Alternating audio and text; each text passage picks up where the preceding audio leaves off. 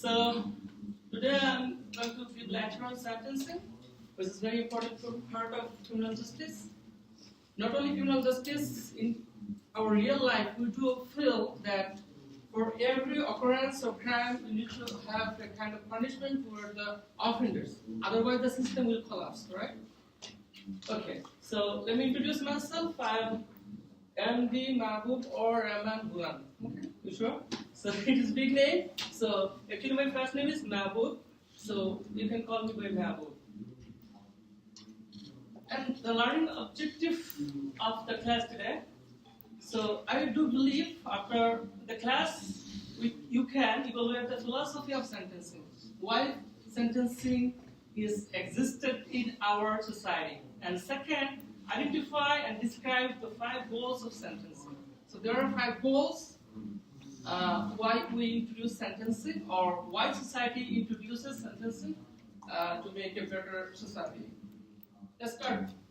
Sentencing. So there is a definition given by Morris. It tells that the determination, and if everybody wants his own benefit, so there will be chaos in the society.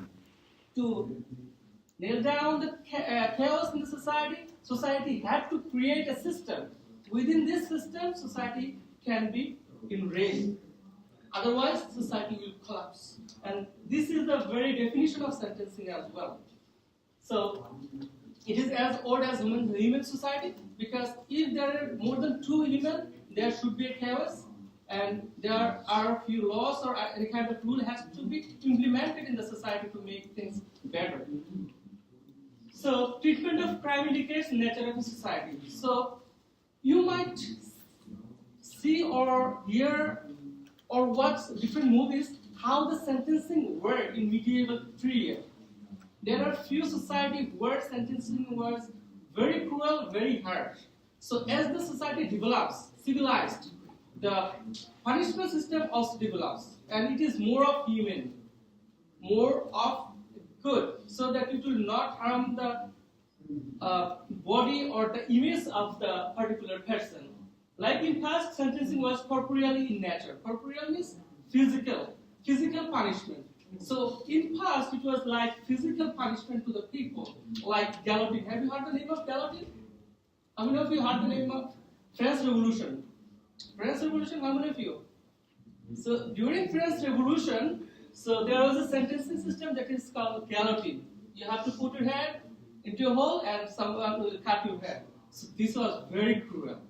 But when society develops, like United States, it is now more on incarceration, not any more physical or corporeal punishment. And the last one, is incarceration more human than corporeal punishment? This is a $1 million question. Is incarceration and human? As we said, that as society develops, civilized, we will discard corporeal punishment. So, incarceration, can it be a good alternative of corporeal punishment? Any idea? Speak up. Any idea?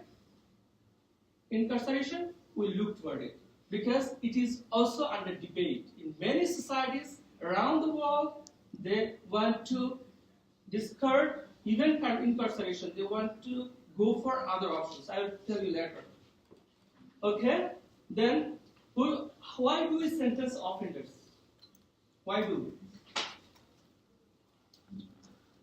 Yeah. Yes. Cool. Great answer. Anyone else?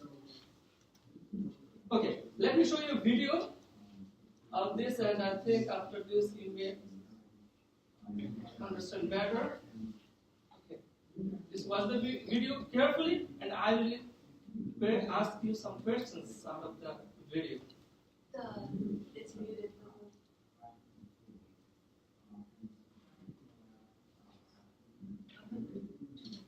The video's muted.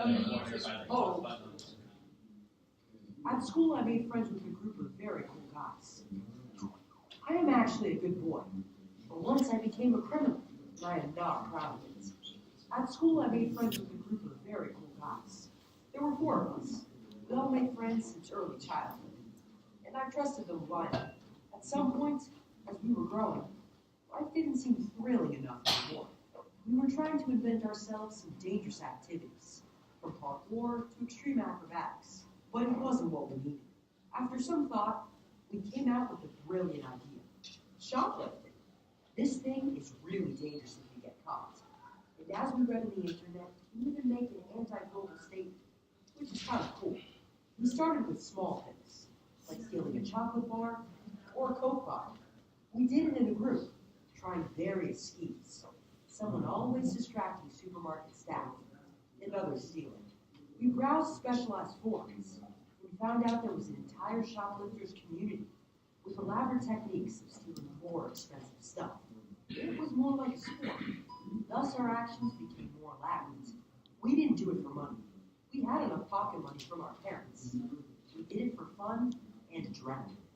In a couple months, we became professionals, sometimes carrying out kilograms of expensive food and drinks from big supermarkets of our city. I will not explain the whole technology to you. It isn't right. But point is that you can do it successfully, only if you are sure that your back is fully covered by your mates, and you work as a team. We were quite successful. But the rule of life is that sooner or later, you would be caught anyway. We didn't realize it at the time. That day came unexpected. We were at a supermarket at a big mall. It was my turn to get the food, while my friends distracted the security. Until now, I'm not sure what I did wrong. Point is that I was noticed. I put all the stolen products into my big jacket, and accompanied by my team, went towards the exit, where I was stopped by a security guard, who asked me to unzip my jacket. I felt thunderstruck, and all of my feeling of safety went away, as I saw all three of my friends running away from me as far as they could. Honestly, I'm not sure what I would do if I were them, but probably I would remain, because I still believe in collective responsibility. I was standing in front of the guard, unzipping my jacket and feeling that everybody was looking at me. I was ready to melt into the ground in shame. The security took me back into his office and asked me why I stole food. If I was in need or hungry, all of a sudden, I understood that shoplifting wasn't cool at all. It was enough extreme for me, for the time being. I just fell into tears instead of answering. The security guy was very nice, and agreed not to call the police if I promised to give up.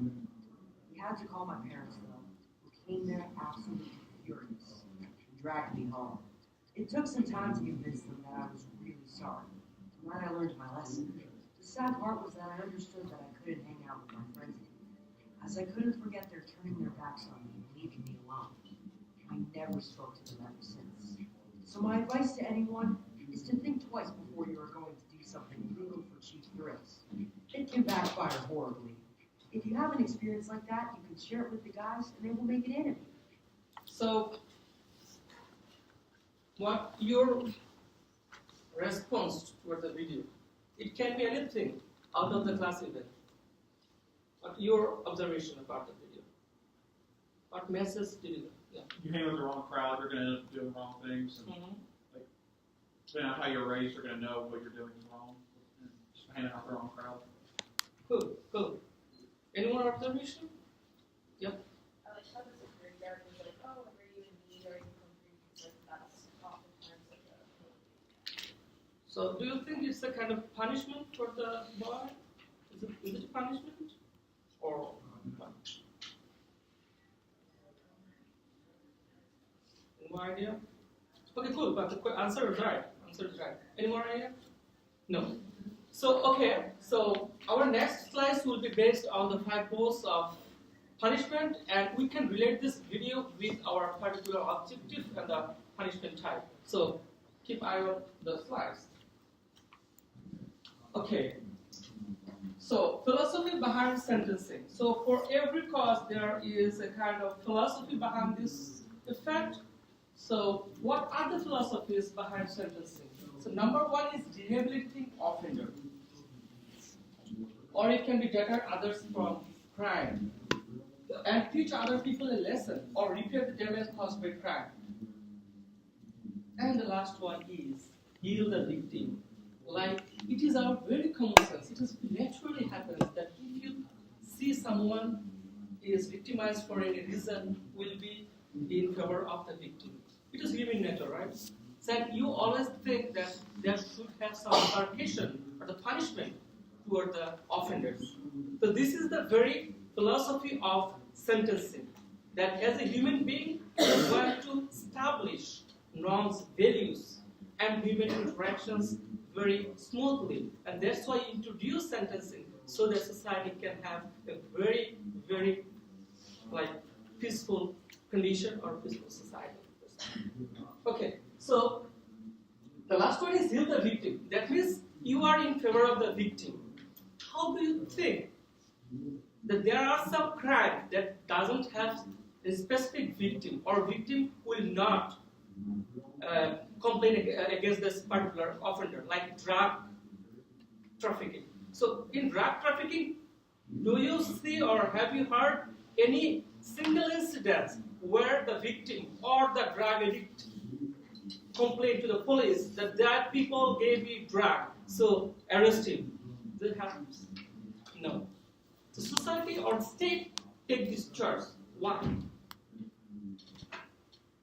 If we look toward the victims and philosophy of sentencing, that the $1 million question is, why state take the charge of drug trafficking? Because there is no victim as such, or no victim complained against the offender. So why take the charge?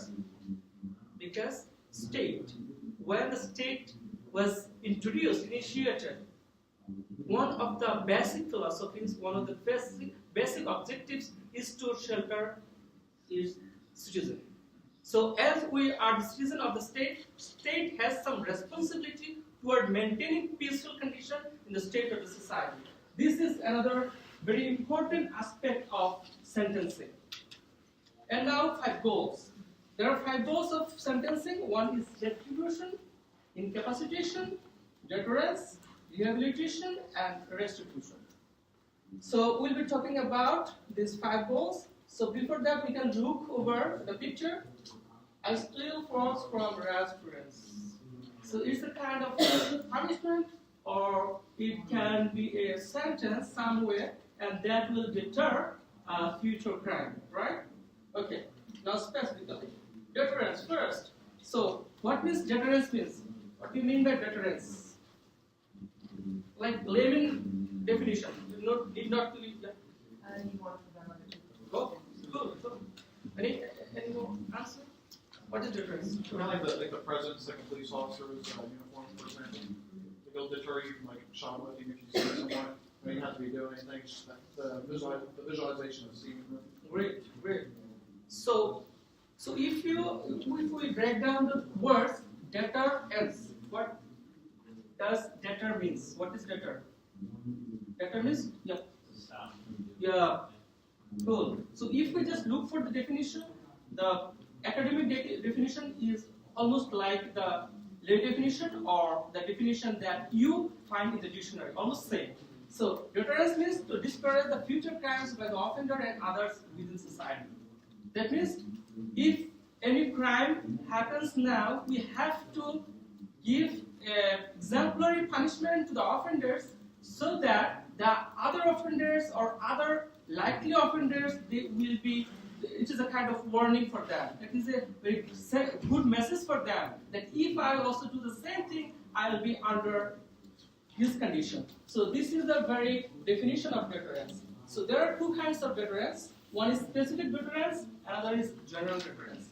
Specific means, specifically it should be like I highlighted the individual. That means it is specifically for individuals of any department, of individual of any category or something like that. And general deterrence is for whole society. So this is called others. So this is kind of send message to potential offenders as well.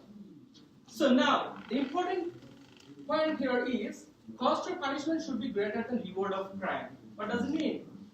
Cost of punishment should be greater than reward of the crime. So that means that everybody, when they do some crime, there is a kind of reward of the crime. So if we punish them and that will succeed, that will be more than the reward, the punishment will be better, then they will not do it. And if the punishment is less than the reward, then the criminal will do this. So this is a kind of like balance of the society. So what we have to do, that we have to increase the punishment so that it can be an example for future offenders. So, like in real life, we have some different kinds of veterans, like park walk. Is there anyone who heard the name of park walk? What is park walk? Park walk? Park walk? Yeah.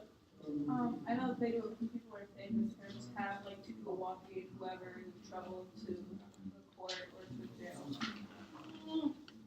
You're very near, but actually, park walk is perpetrator's work. That means you know that when a person is arrested, what police does? Just walk through the courtroom, and all the journalists and other people, they will take photos. So this will be published in the newspaper, and this is a kind of like humiliation for the criminal from the society. So it is a kind of check and balance, so that in future the offenders will think that if I also do the same thing, police will do like kind of paperwork work for me, and journalists will take my photo, and I'll be circulated throughout the society. So this is a huge simulation. So thinking of that, the people will not commit crime in future. Another one is CCTV. Why?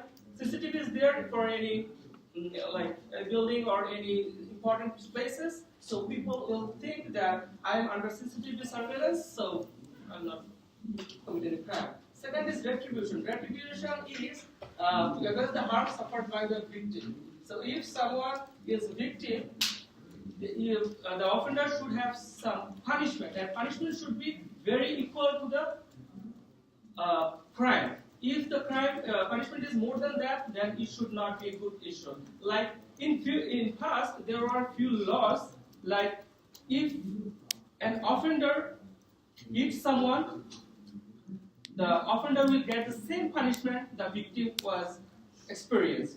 So this is called punishment should be equal to offense, not more.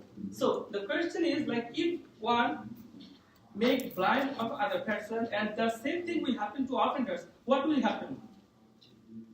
This is a quote here. Mahatma Gandhi said that an eye for an eye makes the whole world blind. You see the point? Because one will blind another person, and that I will take the charge of blinding the other person, and this is why other person will take my eyes. So that is where the whole society will be blind one day. So we have to have a kind of like threshold or a supervisory body who will take care of all the punishment system, and this is the state. So another example of retribution is karma. Have you heard the name of karma? Karma? It's an Indian term, Indian philosophical term, but you find it in all dictionaries. Karma is actually, it is like punishment. 3 strikes law. Have you heard the name of 3 strikes law? What is it? 3 felonies and then Sorry? isn't it like a life sentence after 3 separate felony charges? Yeah, exactly. Thank you very much. Okay, 3 strikes law. 3 strikes law means if an offender get caught, so what we will do that if any other felony charge was found in his history, he will get more sentences. So this is called 3 strikes law. Unlike veterans, this is only for the offense one commit. So it is unlike veterans theory. Veterans theory is that I don't commit the crime, but in future I may commit the crime, but seeing the situation of the offenders, I will not do this crime. But retribution is, if I do some or commit some crime, then I will be under like law or under the rule, and I will be. And the critic, there is a critic for it, like contrast with 8 amendments of the US Constitution. There was a huge case, it is a long story, in California. So someone has got like under 3 strikes law, and he appealed to the Supreme Court, that is, it contrasts with the 8th Amendment of the US Constitution. That means the offender has some rights. So the state cannot impose very harsh punishment toward the offender. And that's why it is actually a contrast with the amendments of the US Constitution. The third one is rehabilitation. Rehabilitation means rehab. Yeah. It's a very common term, right? Rehabilitation means to believe that they are sick, they need help. Vice versa, you take from your textbook. So it is called like they are sick, thinking that all the offenders they are sick, they need help, like any other like cause effect theories. So every effect has some cause. So if as the offender is doing some wrong, that means there are something behind it. We have to look for it and we'll treat it. So this is the very philosophy of rehabilitation. So we can do rehabilitation in different ways. Number one is training. We can give them training. We can give them education. We can give them treatment. We can do psychological treatment. Or it can be like anything, vocational programming. So all these are kind of like to make offenders skillful for future work. So that there are, in many cases, we have found that the criminals actually do something because they don't have any other alternative. So if we can provide a better service for them or make them train, that they can work outside. Even if they are in prison and they come out from the prison and they can work and they can build a very legal, good life. Just as disease, like it is for any disease, it is kind of bacteria or viruses that actually cause the disease. So we give antibiotics or take antibiotics, the particular bacteria should be killed and will be fine. This is the way this rehabilitation system believes that every offender has kind of viruses or like bacteria inside them. So we have to treat that bacteria or viruses. Rehabilitation in real life. In real life, it is most controversial. Like hundreds of books are available in the market. You'll find on this system. There is a correctional system, alternative punishment, and everything else, saying that rehabilitation doesn't work well. There are a lot of criticism against it, but still, during the last government, U.S. government, Obama also initiated a kind of grants, Pell Grants. That means to support inmates with education or any other training, so that when they will release, then they can do some works or jobs, so that they will return to their previous criminal activities, and that is where they can live a very normal life. And restitution. Restitution means make amends and say you are sorry. That means there are some times that people unwillingly or unintentionally do some harm. And if these offenders or perpetrators think, can you see the last, this bit smaller? The last one, can you see this? See that? Okay.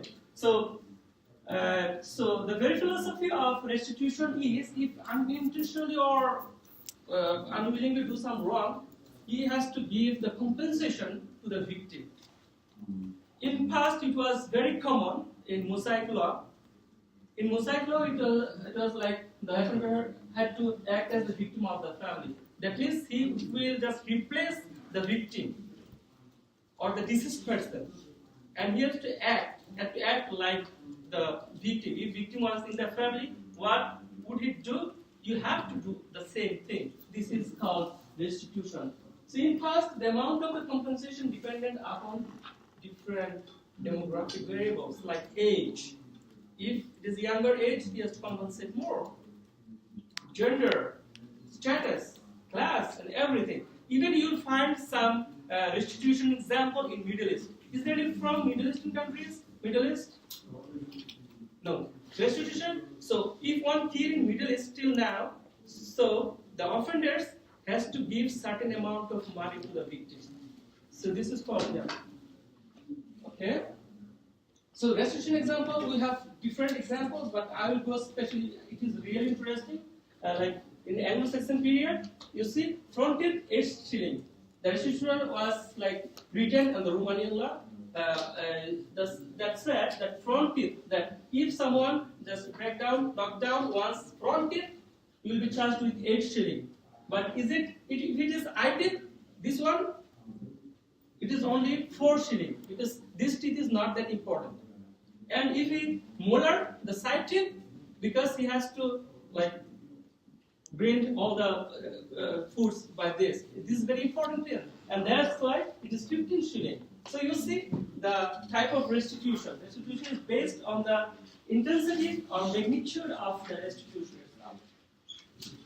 Okay, incapacitation penology. Incapacitation means it's also called penology. So incapacitation means the term says itself. No idea. Capacitation. Incapacitation. What is capacitation? To make someone empowered, right? Incapacitation means disempowering some offenders. Disempowering means the elimination of the capacity to commit future crime. So it is more than deterrence, because deterrence will give punishment to particular offenders who already committed crime. But the incapacitation is more than that. They will incapacitate in various ways. So, like it can be incarceration itself, or chemical castration, or it can be making physically disabled. That if he is physically disabled, he cannot do anything wrong. Electronic bracelet to monitor the movement. Sometimes there are some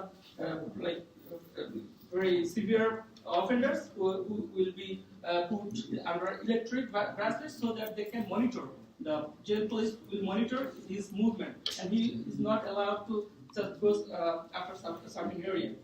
So that is the ultimate form of incapacitation. So if someone is sentenced with death penalty, so he will not do anything in future. So incapacitation example. So this picture also says something like, what is it? What do you understand from this picture? What is it? Incapacitate the dog, right?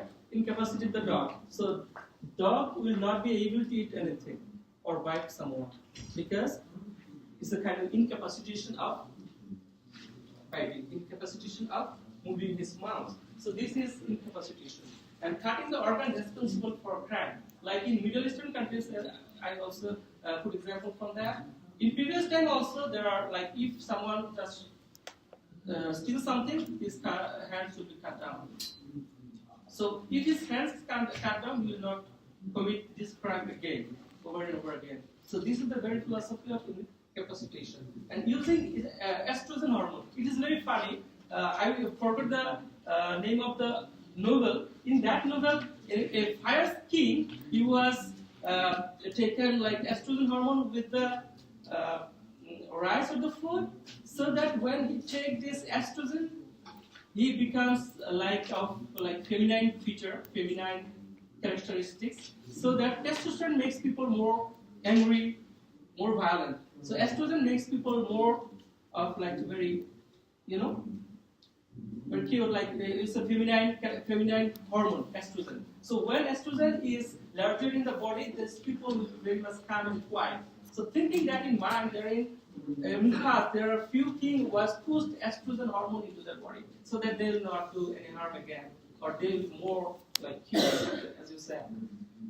And the last one is incarceration. Incarceration is one kind of incapacitation, but it has some limitations because the person who is incarcerated, but he is very serious criminal, he may hurt other people in the prison or the jail. So it is not a good way of incapacitation. But still, we do in the society, in United States or some other parts in the society. Okay, so thank you. That's all from me. So, any question related to it or any observation?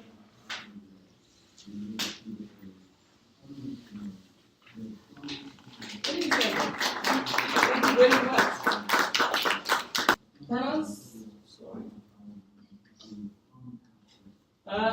Determination, pronouncement of punishment or right action following a finding of guilt. So if someone is